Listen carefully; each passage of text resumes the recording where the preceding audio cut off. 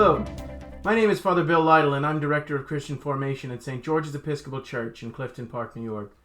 And I'd like to welcome you to part 4 of our virtual study, C.S. Lewis and the Four Last Things. And today I'd like to talk about chapters 3 and 4 in The Great Divorce. So chapter 3 opens with our bus arriving in this great grassy plain, a beautiful place. We don't quite know where we are yet, but we'll soon find out that we're sort of in the hinterlands of heaven. Now, at the close of chapter 2, our narrator has already commented on the quality of the light in this place and how powerful it is. And as he disembarks from the bus, he's going to notice two other qualities of this place that are going to be very important as we move ahead in our study. And the first is the openness, the largeness of the place. He says being there makes him feel that the whole solar system was an indoor affair, and that it gives him this intense sense of freedom and yet also fear, because he feels exposed and vulnerable in this place. And just that causes some of the people on the bus to dart back in to seek safety, or what they think is safety. And that's going to be a distinction that's going to be important as we go through the various encounters in the book, is that choice between vulnerable freedom that comes with some sense of danger, and the feeling of safety and of order and of control that the bus provides and that hell provided. I mean, that might be a strange way to think of those things, but that's very true of Lewis.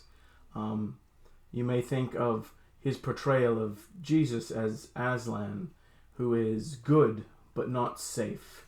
Lewis does not want us to think of God as safe.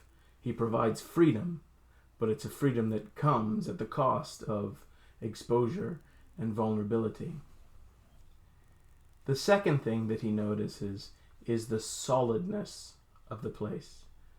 Right off, he sees the other people walking around, and he almost can't see them anymore, because against the backdrop of where they are, they seem like stains, man-shaped stains, dirt on a window, he says, that you can look right through them if you choose to. And then he notices, by contrast, how this place seems to be made of different stuff. His feet don't bend the blades of grass when he walks. Rather, the blades of grass shoot through his ghost-like feet.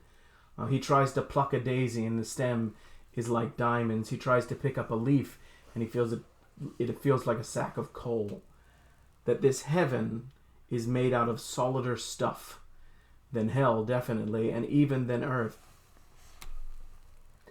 And that's key to understanding Lewis's view of heaven, both in The Great Divorce and in The Last Battle, and really throughout, is that heaven is the reality. That is where stuff is real. That on earth, and especially in hell, stuff is less real. And in hell, in fact, it's not real at all. Heaven is reality. And when he goes there as this ghost, this stain of a man, he can't press down the grass. He can't pick the flowers. The grass feels like diamonds against his feet. And as we'll see, we encounter other phenomena, how he interacts with water in this place. And Lewis does a lot of very visual, sensory things to show us that reality is found in heaven. That is where our true life is to be found. And we'll run into that idea again when the Aslan takes the children into the true Narnia at the end of The Last Battle, of which the other Narnia they knew was only a shadow. Reality is in this realm. Everything else is just a shadow. And then at the end of chapter 3, he begins to see this great crowd of people coming down from the mountains. And they're just as hard to describe as the place. He says some of them seem to be naked, and others seem to be clothed. And the naked ones don't seem to be unadorned, And the clothed ones don't seem to be obscured or hidden in any way. They don't seem to be of any particular age, he says. Even the ones with great beards seem to be young. In the next chapter, he uses the phrase established youthfulness to describe one of them. And so there's this sense that these beings, the solid people as he calls them at this point, can't really fit into our categories. They're young, and yet they seem old, and yet they seem young. They're naked, yet they seem clothed, yet they seem naked. They're hard for us to take in. But what's clear is they are made of the same solid stuff as the grass and the flowers and the trees in this place. They have no such problem walking across this meadow as he and his fellow ghost people have. And so as he sees them coming, he realizes that they've come to meet people. They've come to encounter the people there, and he assumes that there's going to be emotional reunions, and not expecting anyone himself, he excuses himself from the scene. But he ends up, now we're in chapter 4, encountering one of those reunions between this man who has come on the bus from hell, the big man that we encountered back in the line waiting for the bus, and then this man who has come down from heaven to meet him. And we right off the bat learn of the dynamics. The big man, the ghost, was this man's employer, the solid man's employer. The big man considers himself a decent chap. The solid man who's come down from heaven to meet him murdered one of his fellow employees. And so we have this interaction in chapter 4, which is one of the most important in the book, between the decent chap and the murderer. And understanding that dynamic will help us understand a lot about Lewis's view of heaven and hell and of sin and righteousness, and especially of grace, which is key to all of this. You see, the decent chap is shocked that he's the one who's coming from the shadowy city, and that it's the murderer who has come down out of the mountains to meet him. Not even the murderer's victim. We're told that the victim is up there, and that he sends his love, and that he encourages to come on. But it's the murderer who comes down to meet the employer. And he rails against him, the big man, the decent chap. How dare he be there while this decent chap who worked hard and who paid for his drinks and who never took anything beyond what he was owed is down in hell. How is this murderer up in heaven? And no matter how much the murderer tries to explain that it's not really about being a decent chap, it's about surrender. It's about grace, in fact. The decent chap can't get it. Over and over again, he insists upon his rights. I deserve to be here and you don't. And in the end, he decides that if heaven won't give him what he deserves, and won't give the murderer what he deserves, which is expulsion from heaven, then he's going right back to hell. That he'd rather be there than share heaven with this murderer. And he'd rather be in hell with his rights than surrender his rights in order to enter heaven.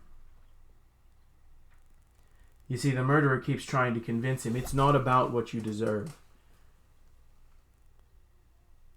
On page 26, I believe you have the same edition as me, they have this interaction that I'd like to read. Well, I'm damned, said the ghost. I wouldn't have believed it. It's a fair knockout. It isn't right, Len, you know. What about poor Jack, eh? You look pretty pleased with yourself, but what I say is, what about poor Jack, the man who was murdered? He is here, said the other. You will meet him soon if you stay. But you murdered him. Of course I did. It is all right now. All right, is it? All right for you, you mean. But what about the poor chap himself lying cold and dead? But he isn't. I've told you. You will meet him soon. He sent you his love. What I'd like to understand, said the ghost, is what you're here for, as pleased as Punch. You, a bloody murderer, while I've been walking the streets down there and living in that place like a pigsty all these years. That is a little hard to understand at first, but it is all over now. You will be pleased about it pleasantly. Till then, there is no need to bother about it. No need to bother about it. Aren't you ashamed of yourself? No, not as you mean. I do not look at myself. I have given up myself. I had to, after the murder. That was what did it for me. And that was how everything began. Personally, said the big ghost with an emphasis which contradicted the ordinary meaning of the word, personally, I'd have thought you and I ought to be the other way around. That's my personal opinion. The key is not about rights. The key is not about getting what you deserve, because as the murder will make clear, what everyone deserves is being in hell. What everyone deserves is expulsion, banishment from heaven. And yet that is not what God desires. There are no decent chaps. It doesn't matter how decent of a chap you were. That's not how God measures us. God measures us by his love. But we have to accept it. We have to submit to it, which means surrendering what we think are our rights, surrendering our ideas of fairness and decency, and instead accepting grace and accepting it completely. And that's the hardest thing for all of us, I think. It's not that God erases just the bad parts of us when he gives us grace. He also erases what we think are the good parts of us. We can't just surrender our sins and then think we're going to bring our supposed righteousness along as a bonus. We have to give up everything. We have to give up our sins. We have to give up our guilt. But we also have to give up our righteousness. We have to give up our pride. We have to give up our entire self in order to be welcomed, in order to make it possible for us to be welcomed, and in order for us to welcome what God is offering us. What do you think? What do you keep arguing for? I'm only telling you the sort of chap I am. I only want my rights. I'm not asking for anybody's bleeding charity, says the big man. Then do, at once. Ask for the bleeding charity. Everything is here for the asking, and nothing can be bought. We'll soon see as we move through these various conversations that is what the shadow people, the ghosts that have come on the bus, find most offensive. And it's true of all of us. It's what we all find most offensive. Jesus tells us that the gospel is an offense to the world. And sometimes I think we interpret that to mean that what the gospel seems to require of us is what people will be offended by. But that's not it at all. It's grace that is offensive. It's the idea that the decent chap, so-called, doesn't get credit for being a decent chap any more than the murderer gets penalized for being a murderer. The only standard that matters is your willingness to lay down yourself and accept God's grace. In this chapter, the big man, the decent chap, is not willing to do this, and he returns to the bus. What we must ask ourselves, each and every day, really, is if we're willing to do that. If we're willing to lay down everything, the bad with the supposedly good, if we're willing to surrender what we think we deserve, if we're willing to realize that we honestly have nothing to offer, and that grace is ours if we surrender ourselves, or will we, like the decent chap here, cling to our decency, cling to being a good person, be offended by God's grace. Demand that God be fairer, demand that he give us our rights, and in return, get only the shadowy city down below.